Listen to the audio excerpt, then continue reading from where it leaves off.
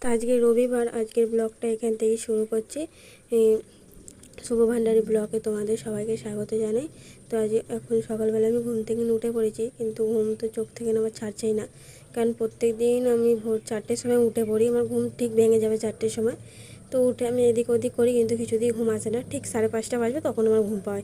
ওই জন্য উঠতে একটু দেরি হয়ে যায়, 6টা 6:30 বেজে যায়, ওই জন্য ঘুম পায়। তারপরেই ও দেখছি উঠে পড়েছে সকাল সকাল, উঠেই কান্না স্টার্ট। ওর একটাই কাজ হলো সকাল সকাল উঠে মায়ের মাথা খারাপ করা আর কান্না করা, আর কোনো কাজ নেই ওর। এই শুরু হলো সকাল থেকে কান্না করা, বদমাশি করা, এবং চলতে থাকলো রাত্রি পর্যন্ত। তাই তো, একটু হাই বলে দাও সবাইকে, বলো হাই, গুড মর্নিং বলে দাও। বলো চলো আমি ব্রাশ করে নিই, মামা কাজ করে নিই, তারপর তোমাদের সাথে দেখা হচ্ছে। টাটা, একটু পরে আসছি তোমাদের সাথে দেখা করতে। বিছানাটা গুছিয়ে নিয়েছিলাম, ওকে ওর পাপার কাছে দিয়ে বিছানাটা গুছিয়ে নিয়ে আমার যাবো চান করতে, কারণ সব কাজ হয়ে গেছে। বাসন মাজা, জল ভরা, জামা কাপড় কাচা সবই হয়ে গেছে। তো সকাল সকালই আকাশটা মেঘ করেছে, জানি না বৃষ্টি হলে জামা কাপড় কী করে শুকনো হবে।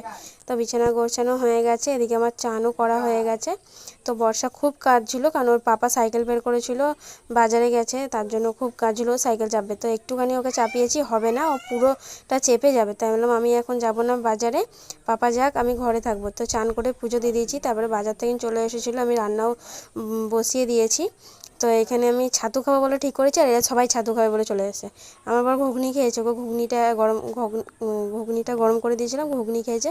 আর এখানে বর্ষা ছাতুটাকে ফুঁ দিয়ে খাচ্ছিল। আমরা যখন চাটা খাই ও তো দেখে ওভাবে, হয়তো এটা গরম, ওই জন্য ফুঁ দিয়ে খেতে হয়। তো এখানে পাশের বাড়ি একজন চকলেট দিয়েছে, ওই চকলেটটাকে আমাকে বলছে পাপা দিয়েছে। পাপা, আমি কে পাপা বলছে, আর আমি নন্দিনী দিদির পাপা বলছে, হ্যাঁ নন্দিনী দিদির পাপা। তো তারপরে 12টা বাজেনি, 12টা বাজতে 10 মিনিট বাকি ছিল, তখন এলো একটু বৃষ্টি। তো ভিডিওটা ভালো লাগলে লাইক করবে, কমেন্ট করবে, সাবস্ক্রাইব করে শেয়ার করবে। টাটা, দেখা হচ্ছে নেক্সট।